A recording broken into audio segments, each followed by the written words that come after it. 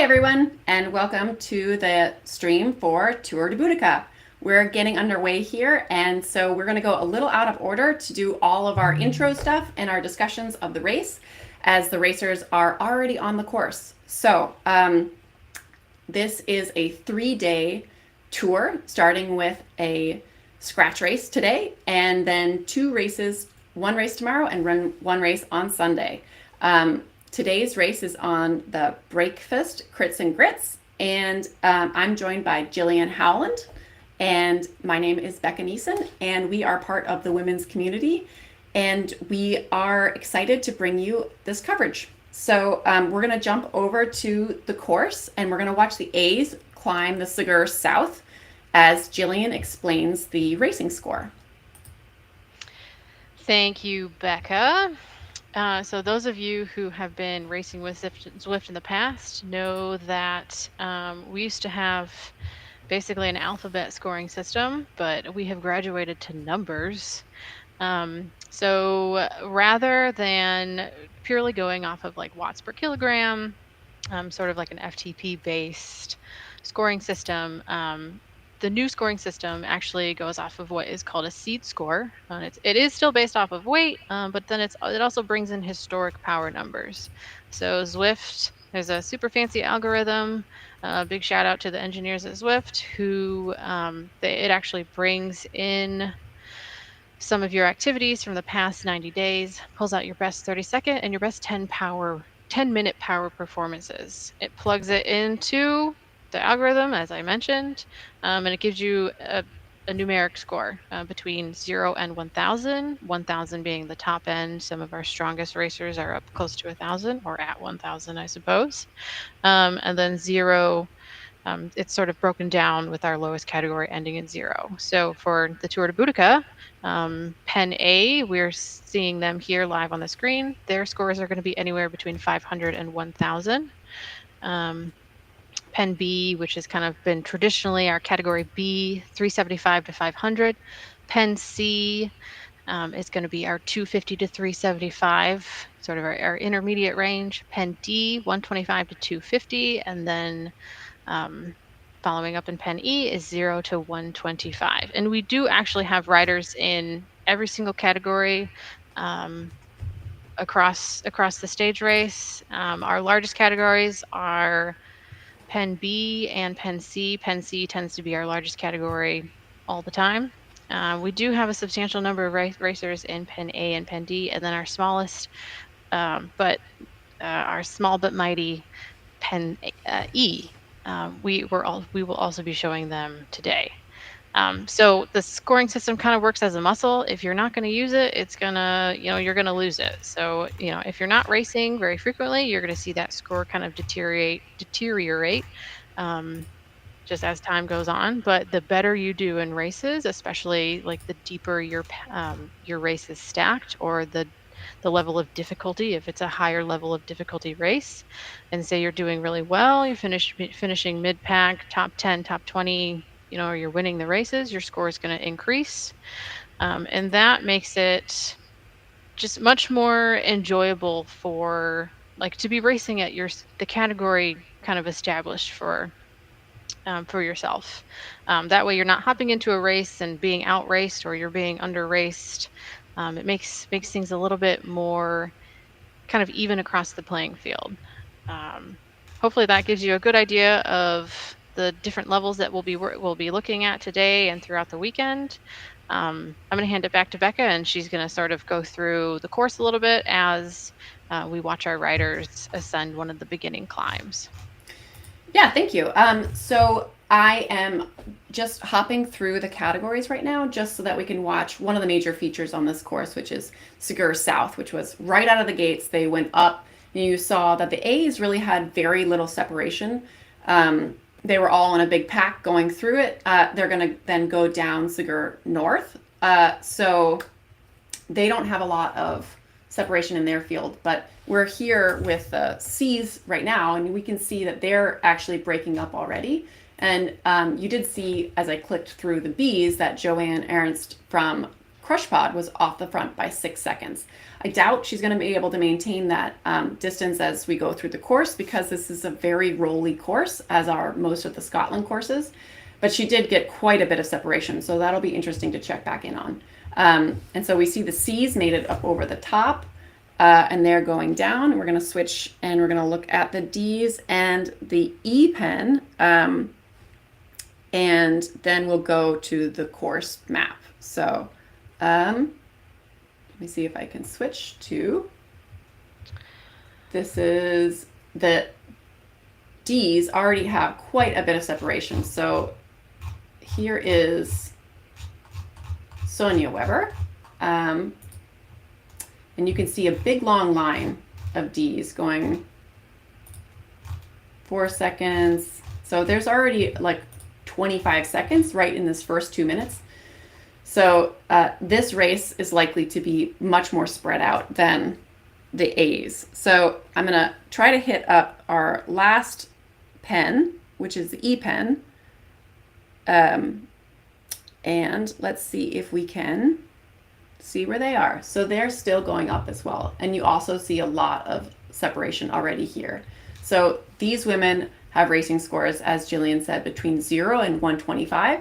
And that could mean that there are some place on their fitness journey that is, they're just getting back into fitness, or it could mean that they have been racing for a while and this is where they are. So you find some great racers in every category. And right now you see this is a mixture of OTR, you see Vixen in there, you see Galaxy. We'll go through some of those teams after we look at the route. So here we see all of the details about this race.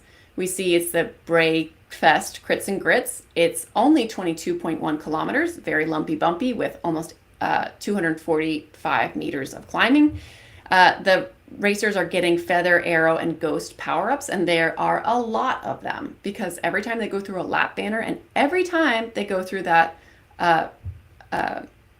reverse bray, they get another power-up. So expect to see a lot of Mario Kart-esque clicking of power-ups. And you can see over here, I took this from the Zwift Insider write-up, that the 2 kilogram riders will likely take 45 to 50 minutes, and then the 44 kilogram riders, so the A's will probably take less than 34 minutes, so looking like 32.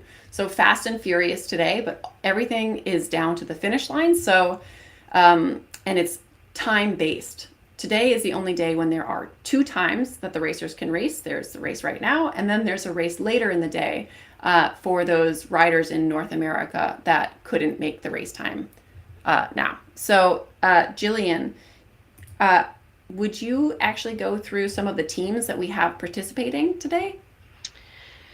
Thank you again, Becca. I love how you said it was only 22.1 kilometers.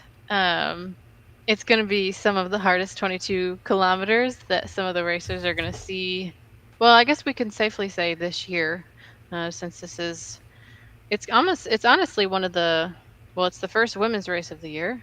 And it's honestly, it's a joy to see so many ladies out there, or so many female athletes out there participating. We've got Aeonian coming in. They're actually our largest, the team providing the largest number of racers. I think there's like 40, there's over 40 of them.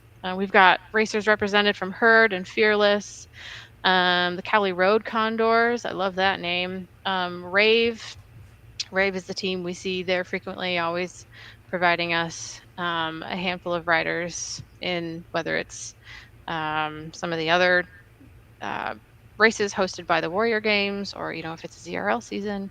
We've got ESRT in there, CMC, Synergy, another great team.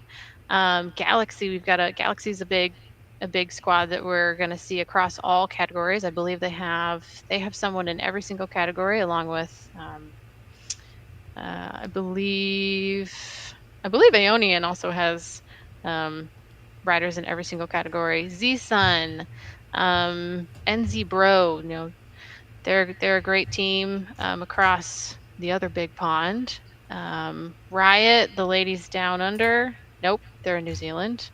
Next, we've got Zwift ladies. Um, Evolve is also representing very well in the B category. Coalition, which Becca, that is your home team, is our second largest category, or second largest group of women coming in. I think you guys have just over 30 racers. We've got Swedish Zwifters in there. So really an excellent representation of women across the globe. We've got Wahoo Esports, Crush Pod, DDC, so the Dutch Diesel Cycling, Castelli, powered by Elite, Electric Spirit. You're going to see that in that sort of, I always think of the like cream, the orange cream soda pop jersey. Um, Velocity Vixens are out there. Level, also another big team, bringing us a lot of riders. Revo, I've had the privilege of racing with Revo in the past. Excellent team to race for. Rhino Racing, BL13. I Race Like a Girl, another one of our big, kind of our superstar teams. Betty Squad, they've got that hot pink with a skull and butterfly. I think that's I've always loved that kit. And then we've got ladies coming in from Velos. We've got Cryogen, OTR, and then the SWAT ladies. So we've got an incredible representation of, honestly, incredibly talented racers. And we're going to see a visual representation of that pretty much anywhere we go in the course today. Yeah, I think every field has a lot of different race teams, which is awesome to see. And as we come to tomorrow and Sunday, we'll see a lot more, hopefully, team tactics where you can see everybody's in the same jersey might be making a move or doing something together. And it'll be great to see whether the bigger teams play, a little different game. And it's yet to be seen, right? So I jumped in here with the C group. We've got a really big front group, and then it looks like there's some separation to the women behind. So it looks like there's a couple big groups, but this front group is quite large. And I figured maybe we would go through each of the categories in order. I hit up the A's as you were discussing the teams. And they were already over one of the major features, which was the kicker, the Clyde kicker. So they did Segur South, and then they came down Segur North, and they went into the Glasgow Crit. They did one lap of the Glasgow Crit, and now they're already back. So you see, if I skip over to the A's right now, you can see Ann Nevin out front with my teammate. I love her. She's an interesting fact about Anne is that she is a Nordic skier. And so every time I tell anyone that she's a Nordic skier, they're like, oh, she must be a badass. Like, just straight up, it's just an immediate visceral reaction. Like, she must be. I'm like, she is. Yes, she is. So we see they're all in one big group. It looks like there are a half a dozen that are off the back, but for the most part, they're all together, which is what I would expect. So this is a good point at which to watch them because they're going to go down this big hill and then they're going to go up the corkscrew. And then they're going to start their 4 laps of that breakaway Bray reverse. And Jillian had a great insight about how that confusion could kind of play into tactics, which I would love for you to talk about as we watch the A's take on this corkscrew. And then I'll try to switch back and see the B's do it and hopefully the C's and the D's and the E's as we progress. So Jillian, please give us your insight on that racing strategy. Yeah, absolutely. So I had a couple of thoughts as because I've raced this before. It was a new course introduced at the end of the ZRL season before this last one. It was dizzying because, as you mentioned, you kind of go up and over, then you go through Glasgow, and then you just kind of sit in like an eddy in that brae, and yeah, I mean, you're just sitting there in an eddy. And coming from IRL, I'm a crit racer in real life, and there's a concept, I guess, that I've coined called, actually it's not, I haven't coined it, it has been coined, um, called last lap itis. So if you lose count of where you are in your course, and crit racing is, it's like tiny NASCAR, you go around and around and around, and there's intermediate points here and there, and we'll see some of that in tomorrow and Sunday's racing. Um, but if you're not paying attention to where you are in your course and how many laps you have completed, how many laps you've done, or how long you've been out there, you might kind of forget where you are. And then when you need to make a move, if you're a lap behind mentally, you're going to miss an opportunity to either attack off the front. Maybe there's someone who's already off the front and you're working to bridge up. But you could potentially miss an opportunity there. A lot of times when we see races where we kind of have this sort of cyclical, uh, just portion of the course, you're also going to see certain laps that are going to be really, really hard. So I wouldn't be surprised if in some of the categories, we see that first lap of that break climb be really hard, so that you can kind of break groups off of that peloton, so that your pool of competitors is slowly shrinking. So it's usually, lap 1 and 2 might be really hard. Lap 3, a lot of times you're going to see riders sit up. So you're going to see that peloton get really wide across the road. And then everybody is anticipating that final lap. And so things start to get really hard again towards the end of that second to last lap. Because they know that people are already getting tired. Some people have fallen off the back, and the chase groups are not quite able to make it up to the pelotons. Pelotons in this case, since we're looking at different categories throughout the race. And so it provides kind of an ample opportunity for those who are going for that overall GC to just like mark their territory. Like they're going to sink their flag in and say, all right, you know what, I did the work with my teammates, I did the work myself, like we're going to make it hard, we're going to give ourselves a break, and then we're going to hit it hard again so that nobody's able to come over the top. So those were most of the observations that I was observing, either while I was racing it or as we were kind of going through the course, previous. Do you have anything else to add, Becca, since you do race in a different category than I do? I am not. I have not done any outside racing, actually. I mean, I was a different sport athlete, and so I've raced a lot, but bikes, just, I don't know. I watched my husband crash too many times when he was a Cat 5 racer in Brooklyn in New York, and I just was like, no, I like my skin where it is. I like my bones where they are. No, I don't want to do that. So I don't have that insight into outside racing, but I do really like the punchiness of Scotland, and the way that there are a lot of spaces where people can make a move. Like when you have a really flat course, even if you break away, you just got to keep pressing. And this, I really feel like it allows you to use momentum and to use like race smarts, which I love. So I expect to see teams that are smart racing teams with smart strategies do something, and I love that. I know that that's going to happen. It makes it a little harder. Right now we're seeing the seas break apart a lot, so it would make it harder to make a coordinated effort if you were this far from your teammates. So you see, this is the front of the seas this is the big group of seas way at the front, and you see there's groups that are 30 seconds to a minute back. And if a majority of your team is not in this front group, I think you just have to switch to individual mode and trying to do what you can, which is great. I mean, you should always do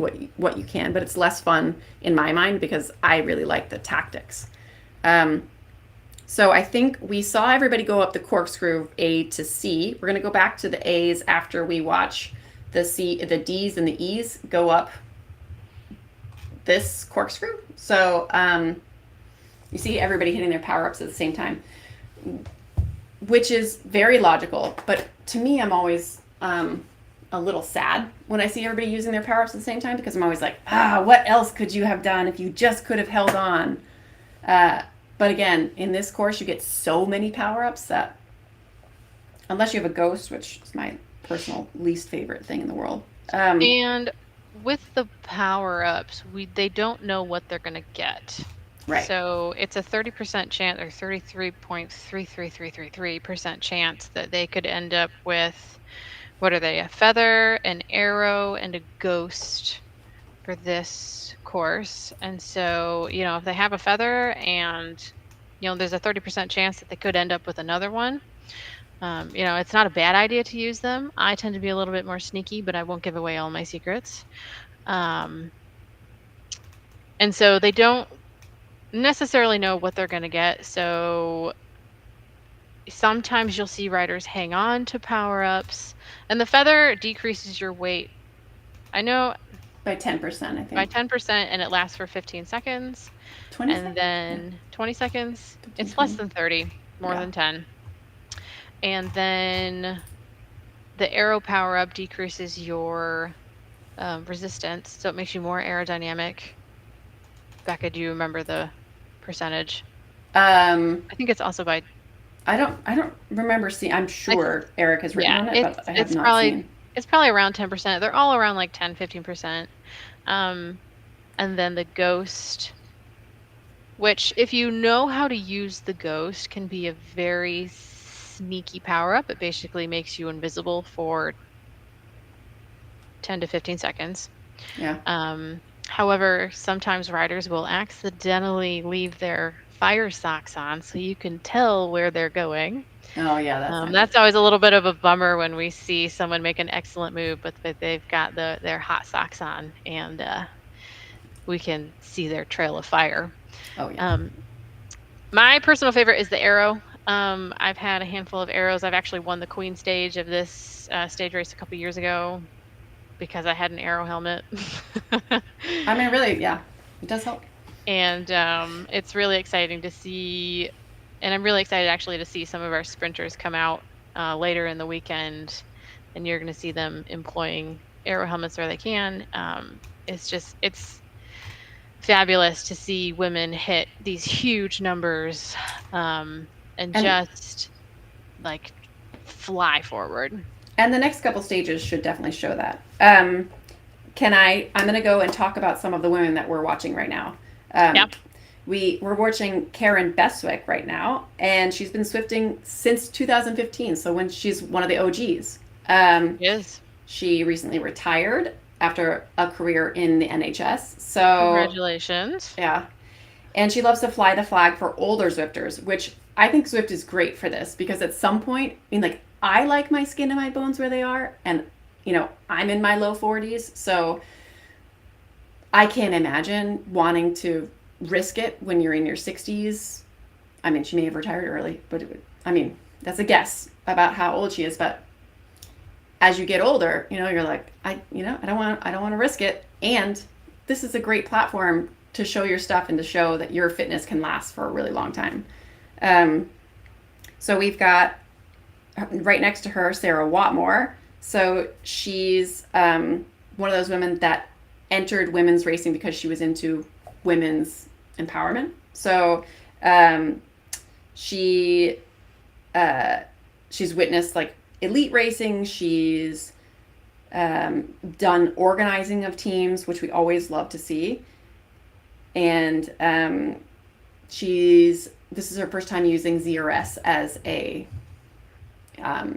organizing function rather than the regular categories, which, it looks in the A pen and B pen, it looks very similar to what we have seen A and B, but C, D, and E will definitely be different organizations. And we'll come back and talk about other people as we go through. I'm going to go try to hit the E's to see where they are.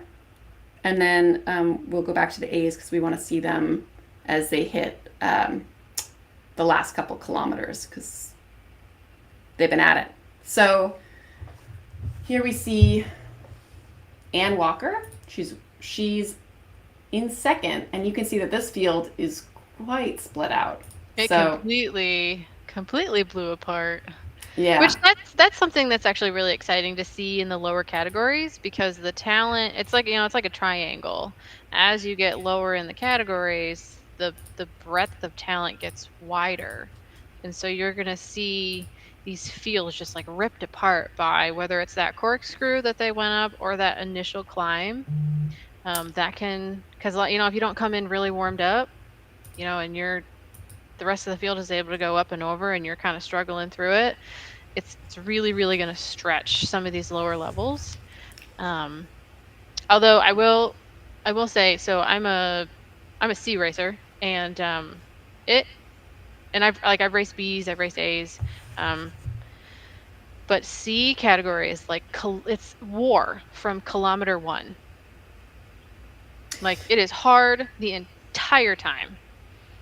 Whereas in B's, like you guys, because Becca, you race B's, the engines are much bigger and they can rev a lot, to higher RPM, but you guys idle nice and low. Whereas the C's, I don't know what it is, but we like to idle high. We don't rev quite as big, but we idle high. So some C races I've done, you're stretching, and you're still expected to go, hit some of these bigger numbers, but then you don't get a break. I do feel like the C's, if you look at the averages, sometimes their averages are just as high as the B's. So if you look at average watts per kilo over a race, you'll see the C's are in the 3 to 3.1, and you'll see the B's are like 3.3, 3.4. We have a narrower rev range, I guess. Whereas you've got like a low number and a high number to give you the same average, where our average is just this tiny little oscillation. Yeah. I'm going to hit one strategy, and then I think that we're going to vacillate between the A's and the B's as they hit the finish, because we're in the last feature, which I think is really exciting, and I really hope somebody does a move right here on the down of the corkscrew. I want to hit on Zwift Ladies, which is ZWB. You see Gina in there, has been racing together as a group. They're only a group of 3 right now, but they've been racing together since they were C's, and now they're B's, and they're racing in A today. So that's like kind of endearing to see a team grow together and become, better together. That's kind of amazing. So it's very inspiring. Hoping across the couple days we see more of that. All right, so here is where I would make a move. I'm hoping to see somebody. ESRT plays a lot of games. What about this feature is what would encourage you to make a move here? So it's what I would call a pinch point, because it's a sharp down followed by a draggy climb. So Coalition's doing it. Come on, Ann. Come on, Gutcha. Come on, Yannicka. So it is a place where you can accelerate a lot if you have people in front of you to use that extra momentum. And you also are going to get another power up. I mean, it's a risk to use your power up before you hit the Segura South climb. But if you hit that pinch point well, you can use extra acceleration, free speed, essentially, to get distance on the people behind you. Let's see if they really got to TT it in order to get away from that field. So I'm hoping that they are talking to each other. Gutcha is super strong, as is Ann, as is Yannicka. So I'm hoping they have the ability to go for a 4 to 5 minute effort, which would bring them all the way to the top of the Segura South. So I always think that moves should come where you can get something for free, like where you can get acceleration for free, where people aren't expecting it. Anytime, I love that one of my teammates on ladder is saying Becca loves the ghosts. That is false. I hate the ghosts. Those are one of those power-ups that I like. I know you could use them wisely if you were a smart enough racer, but I'm not. I just like the free speed of the arrows. Although So if your teammate there, if they had a ghost as they started the ascent of that drag, the whole field is only going to see the first two. And if they can sit up ever so slightly, the field thinks they caught them, but there's someone else off the front who they can't see yet. yeah, yeah, but it doesn't last that long. I don't know. True. I Um, do wish it lasted for like 40 seconds. yeah, yeah. I mean, so Gutja is strong enough to maintain this as she goes up. There, this field is really strong. There's got. I mean, you see Jill. I think it. Um, Boral is BL13. She is super fast. Also, BL13 is stacked with really fast ladies. You see Crush Pod in here. Anna Casper cries. Brearley. Yeah. Sorry, there's a ghost comment up there for you, Becca. Yeah. Oh.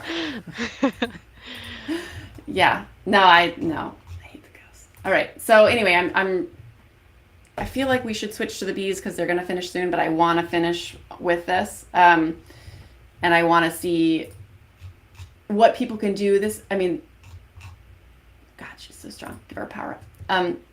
I wish you could just vote for people and then give them a power up. Be like, I want to see you go. I want to see you down. That sounds very Hunger Games-esque to me. Ooh. Yeah. So I don't know. Maybe let's get another race series started. Yeah. I mean, I'm all for the red shell also, if that's an option, if you could just like ping other people. Oh, that's a Mario Kart reference. Yeah. It's been a long time since I played Mario Kart. Or like one of those blue or bananas. Shells. Let's bring in the banana. We've got the burrito. Come on, she's gonna do it. Yeah. This is excellent, especially since stage 1 is all based on time. So this is an individual race for this rider. So she's got, she's got 2 seconds on the Brooks coming in from Brooks and, then 4 seconds. Harper. Or no, Brooks and Harper. But she's got 5 seconds on most of the field, which on a points race would be hard. Come on, Gutcher, you can do this! Yeah. All the way to the line. Come on, don't let her get it! No, oh, God. No! So close. Oh, she was so close. That was still a valiant effort. Man, she's so And she's going to be close. I mean, she's going to be close. Yeah. Yeah, that was very close.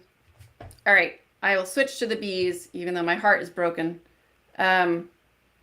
She's right in there, Yeah. Oh, that's true. I mean, I think I love her for trying. How about that? Well, that's what I really like to see in women's racing. That I think sometimes we don't get to see it a whole lot. We don't get to see some female riders really dig and get uncomfortable and be bold. Which is why I love seeing stage races or if they're standalone races, really kind of just like pry it out of us, because it's we're in with a group of like-minded women. We're all here to race, and we're all here to have a good experience. And thankfully Carla at the Warrior Games, she makes this truly an inviting space to race in. No such thing as a stupid question in our Discord channels. It's extremely well organized, and it really just gives us like big girl opportunities to race. Yeah, and I think there's been a lot of comments about Kristen Kolchinski being like a fun person to watch, and I think more people are ascribing to that mentality of just try something, like even though it's not, it might work. Yeah, it might, and it might not, but to try is exciting. And well, the best way to see if something works for you is to try it. Yeah. Right? Yeah. So we see a Holly Diop, who is a former A, and I'm surprised that she's a B right now, but she's really, she'll be an A again. She's once and former A, or former and once more A. I gotcha. Whatever. So I'm not surprised to see her leading the charge here. You do see that this woman, Joanne, had the fastest time up. The first time she had 6 seconds separation on the field. And this time you see people really pushing her to her limit. And I mean, there's Fire Soxes at the top here, and they're really close to the finish. So, oh, and there's Louise Deek guest riding for Coalition, which, oh, look at that! Oh, bring it home, Louise. You got it. She is a sprinter. So this is an amazing, oh, awesome finish. Wow. That was beautifully executed. Yeah. Very smooth. Yeah. I mean, everybody is. Ooh, now I'm watching T. Pushel, which is not who I wanted to watch. This is when you have to rely on fan viewing. The broadcast can get. Please allow our interruption of our featured presentation to watch Yeah. A Man on a Climb. Yeah. So that was awesome. Those were both super close finishes, which is what I would expect for this race. Because there's so many lumps and bumps that it's hard for anyone to get away. Anybody who's working to get away by themselves is going to be... It's almost impossible to get away by yourselves, because every time you're going to put a huge effort out up over a climb, and then as soon as you're over, the rolling resistance or the rolling speed of the pack of the peloton, I mean, it just gobbles you up. Yeah. You're going to be like amoebaed back into the peloton. Yeah. You see this, the C's are really split out. Someone's on the Condors, which I think you mentioned was a California racing team. Yeah, California Condors. I have not seen them. I mean, I race in India generally, so... Largest gliding bird. Yeah, they are ugly, though. So you see she's way off the front. That back. The Condors are ugly. So this is interesting. This is the first one. This is the first real separation. I mean, you saw Gucha had 2 seconds on the field. This is pretty strung out, 1 to 5. So we'll see. Whoa, Longthorpe coming through on Galaxy. Yeah, that was an excellent use of her power up right there. Because then if you can blow by a competitor like that, you not only get them off your tail, she's got it. They can't get into the draft, but you kind of break their spirit. Oh, yeah. And if you're into the mental aspect of racing, that's definitely, that's the way to go. It's a tactic that works. Yeah. I mean, it's pretty. Yeah, just a long line. Revo, Rave, Coalition, Synergy. Yeah. Swedish Zwifters are out there. DDC's up there. But what I didn't see is I didn't see a bunch of teams all collected. So, and this course. But I wonder if they just sent them. They said, "All right, we got you to the bottom of the climb. If you're a climber, or if you're going through, going for the GC individual, now's your time to go." Yeah. And I mean, maybe it's also, this course is quite hard because, yes. Can confirm. Yeah. It's hard. It was hard to switch back and forth. It's a short race, but it is definitely an exciting one for the racers. So I think it was a great start to the weekend. We got a lot of comments coming in, and I'm sorry, I'm not a professional at doing all of the clicking, but Labasi Lashley. Labasi is our BMTR, our fearless BMTR leader. Yeah. I love that she's calling out that Louise races for BMTR, but she's on loan for this weekend. You're welcome. So yes, I've been BMTR has been a little home base for me for a little while since I lost my team.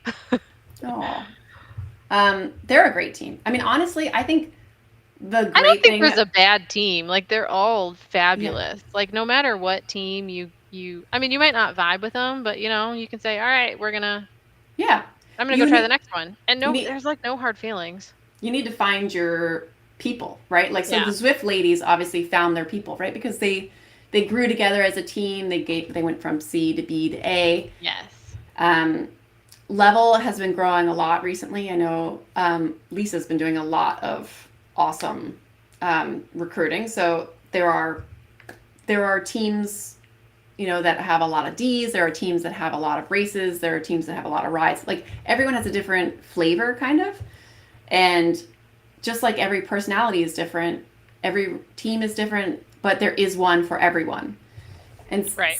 someone had pointed out to me, like, we don't want to consolidate the teams, just make it, 4 big women's teams, because it's fun to have good competitors. Without a good Right. field, it's And not as fun. sometimes people like the intimacy of a small team. Yeah. I, for one, am someone like that. I love, it's like a group. When we were a group of friends, it was a very intimate team. Um, Whereas some people really like to have that, like coalition. You guys are a huge team, and you're a mixed team. Yeah. You're men and women's. Whereas I've been part of, very small, intimate, mixed teams. I've been a part of huge women, female only teams. And yeah, like you said, excellent way of phrasing it, different flavors. And we saw that the D race was definitely split apart, and that was a brilliant finish, riding away with it. Which again, we said that there was going to be that, but it's still impressive to see someone fighting it out by themselves when they've got 10 seconds on the field. That's hard to do. I usually don't do that. So I'm always impressed when somebody does do it. So now we're in with the E-Pen, and these women are still fighting it out. It's a lot longer riding alone. Even if you're having to do the same numbers, it's a different feel. It's a much trickier race when you're either off the front or you're, after, say you domestiqued for a race and you're off the back after doing your job. It is a hard race by yourself. So big kudos to the women who are out here. They seem like they're by themselves. They are still they do still have competitors on course with them. But yeah, when you're kind of doing a solo effort like this, It's I hard. tend to think it's about 200% more impressive. Yeah. And also, I think we'll see that in the next couple days if these riders don't cat up. So if their racing score doesn't go above 125, which I think it can be reset based on your overall performance, not just who you're competing against, right? If they set some power bests, they might Yes. Yep. have that floor move up. So if they're still in this field for the next 2 days, it could be a really long race, specifically tomorrow, which is Sugar Cookie. So I guess as we watch the E's come in, maybe we can talk about the tomorrow's race a little bit. The commentary we're going to have the addition of the head of Coalition, Reese Howell, and he's been doing this a lot longer than me, and even longer than Jillian, because Jillian's a baby. So it's gonna be a very different platform for commentating, because it's going to be a points race where there are 4 intermediate points, and it counts for individual and team racing. Today's just counted towards the individual qualification, and Jillian pointed out that it is the individual qualification was only time based. So tomorrow and Sunday will also be time based towards those individual points, but they'll also be team points which have intermediates built in. So it's a dual track. Right. So for those of you on like the American racing scene, there's lots of preems. It gets very exciting. Yeah. So I'm just going to call out the top 5 that I see on Zwift Power for the race today. So we had Leonie Harper, Lizzie Brook from Wahoo, Therese Walkendorf, Gutja Paul, and Catherine Curry in the A field. Malene Proust finished 6th, and Eleanor Wiseman 7th. And then Emiliano Graban, Natalie Smith, and Morgan Chaffin filling out the top 10. So in that top 10, we had 2 Castelli, 2 Riot, and 2 AO. So it doesn't count towards the qualification for the team points, but just as an FYI. Then switching to B, we have Carolina Leonen, Louise Deek, Joe Grogan, Holly Martinson, Clara LaGrosse, Holly Diop, Izzy Torrey, Wendy Matthey, Katrina Weiss, and Joanne Ernst. So that is the top 10 for the C's. Well The done. the C's, we've got Becky Claire, Charmaine Monroe, who is the writer that we saw closing fast. I thought Belinda, she was gonna make it. I thought she was gonna take it. yeah, it was impressive. Belinda Van Ryn, Sarah Allen, Sarah Mack, Erin McIlveen, Gretchen Zoller, Chelsea Williams, and Karen Van Rakt, or Vidracht, VD How would you pronounce that? Vidracht. Distract. Yeah. Pretty cool name. We need a phonetic clues. Yeah. Also, racers, if you're seeing this and you want us to pronounce your name better, please do not hesitate to let us know. Yes, absolutely. I won't be offended if I'm wrong. Roseanne Van Kerkhoven finished 10th. So that's the top 10 in that C pen. And again, you had 2 Herd, 3 Galaxy, and 2 Synergy in that top. So it'll be interesting to see if it follows through to tomorrow and Sunday, even though today was just individual again and not a group. And then in the D field, we've got Tara Calkins, Connie Tang, Isabel Stenwald, Blair Noel, Sarah Hughes, Jessica Lee, Sarah Allenby, Courtney Swaim, Deborah Denman, and Karen White. So you had 3 level and 2 Herd in those top 10. So well, it'll be interesting to see tomorrow. We will be back here at the same time. And we are going to watch the E's finish. And then we will say farewell. But we've got this Betty Squad rider who is putting out impressive numbers for riding alone. She's already almost 2 minutes ahead of the next rider. That is a mental game for sure. So we know that she's definitely mentally tough. One thing to mention about as we transition from watching today's fields to tomorrow is tomorrow we are going to see the Queen Bee jersey sort of rise out of the ashes, so to speak. So just like in the Tour de France, we try to keep things yellow for the leaders. So our GC leader is going to be in that bee striped. It's got black and yellow chevrons on it. It does not matter what team they are from. The overall individual GC leader of each category is going to be found in that yellow and black jersey. So that's kind of something that you could be looking out for. Where's your overall, your GC contender? It always gets a little exciting when, and these women, they're racing 3 days in a row. And Zwift racing it's not easy racing. As someone who has done both outdoor and indoor racing, indoor can definitely be harder at times.